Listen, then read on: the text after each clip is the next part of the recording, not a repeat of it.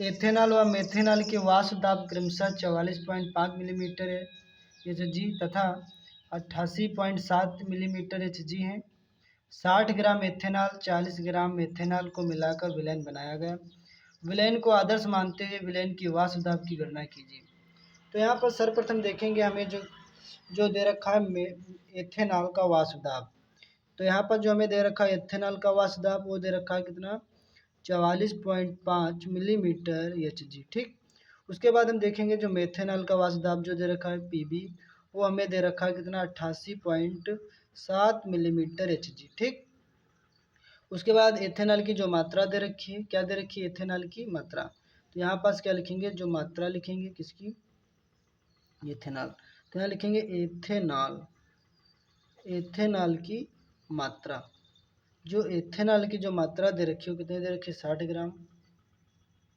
जो मेथेनॉल की मात्रा जो दे रखी है मेथेनॉल, मेथेनॉल की जो मात्रा दे रखी है कितनी दे रखी है 40 ग्राम। कितने ग्राम दे रखी है 40 ग्राम दे रखी है, ध्यान से देखेंगे।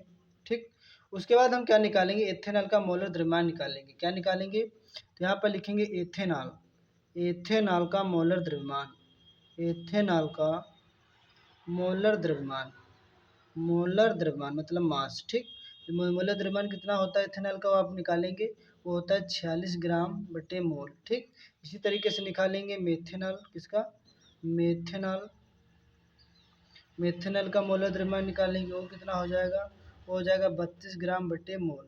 ठीक, अब यहाँ पर ध्यान से देखें, सबसे पहले ये दोनों एथेनॉल और मेथेनॉल का हम क्या कर लेंगे, इसका जो भार निकाल लेना। ठीक, वही 46 और 32 दे रखा है। ठीक, अब यहाँ पर निकालेंगे मोल अंश, क्या निकालेंगे मोल अंश, नंबर एक, नंबर एक निकालना है हमें, ज्ञात करना मोल अंश या मोलों की संख्या, मोलों की संख्या निकालना, यन निकालना नंबर।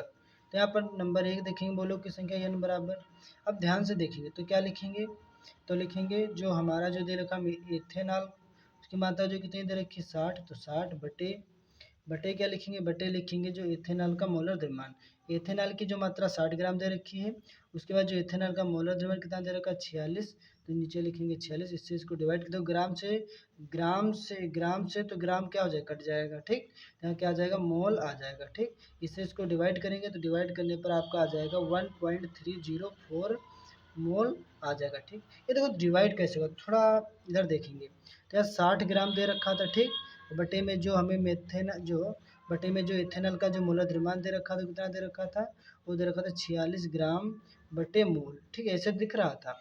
अब बटे वाला गुणे में जाएगा तो ऊपर हो जाएगा, कहने का तो हो जाएगा 60 ग्राम और बटे 46, और बट्टे वाला ये जो गुणे में जाएगा, बट्टे वाला जो है गुणे में जाएगा तो यहाँ पास तो मोल ऊपर हो जाएगा और ग्राम नीचे, ग्राम से ग्राम कट जाएगा। तो समझ गए ना, इससे ये डिवाइड होगा तो 1.30 आएगा और मोल बच जाएगा। ठीक, बात समझ गए होंगे।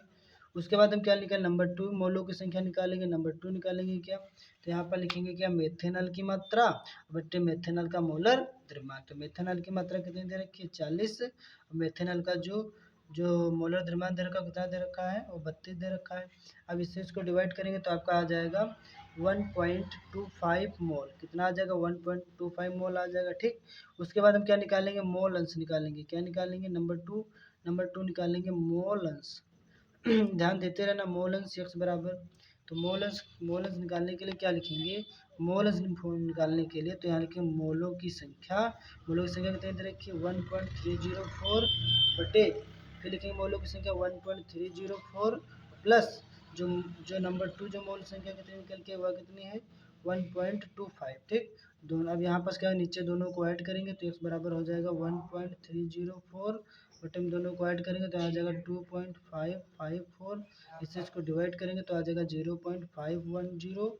ठीक, उसके बाद क्या निकालेंगे नंबर ये एक था। ठीक, मोल की संख्या, नंबर दो मोलों की संख्या निकालेंगे x, तो इसके निकालने के लिए क्या रहेगा यहाँ पर लिखेंगे। अब यहाँ पर देखो पहले क्या था 1.304, ये क्या था हमारा 1.304, यहाँ पर ध्यान से देखेंगे ये चीज़, मोलों की संख्या नंबर एक 1.304 आया था, नंबर टू अब ये वाला उससे ऊपर आप क्या निकालेंगे नंबर टू मोलों की संख्या निकालेंगे तो इसको लिखेंगे यहाँ पास, लिखेंगे 1 पॉइंट क्या लिखेंगे 1.25 बटे 1.304 मोलों की संख्या प्लस 1.25।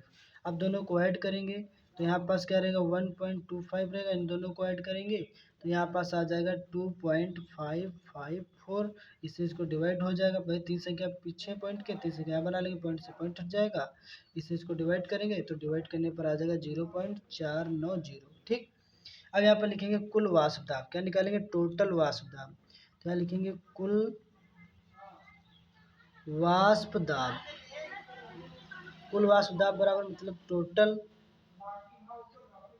टोटल वाष्प दाब निकालेंगे। तो टोटल वाष्प दाब नंबर 1 क्या लिखेंगे ना, टोटल वाष्प दाब का फार्मूला क्या होता है, x into P not A और plus x into P not B. ठीक।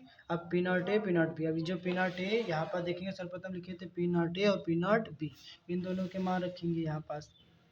तो यहाँ पर टोटल वाष्प दाब रहेगा कुल, x का मान कितना था तो 0.510 इंटू पी नॉट ए तो 44.5 प्लस इधर रखेंगे तो x का मान जो अभी जो निकाल के लाए हैं वो कितना था 0.490 इंटू पी नॉट बी का मान कितना था, पी नॉट बी का मान था 88.7। ठीक।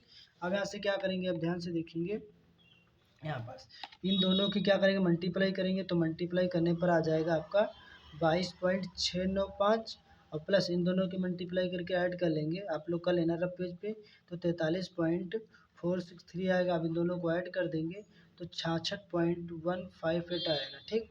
यम मतलब मिलीमीटर एच जी में आ जाएगा। तो ये आपका क्या हो जाएगा, राइट आंसर हो जाएगा। ये जो है न्यूमेरिकल आपको समझ में आया होगा। फिर मिलता हूँ नेक्स्ट वीडियो में, तब तक के लिए आप सभी का धन्यवाद। एक दो बार ध्यान देंगे, समझेंगे, फिर उसी तरीके से लगाएंगे, फिर आपको बेसिक जानकारी से आपको कुछ इस न्यूमेरिकल से आपको कुछ वीडियो बनाया तो कुछ आपको लाभ मिला होगा। फिर मिलता हूँ नेक्स्ट वीडियो में, तब तक के लिए आप सभी का धन्यवाद।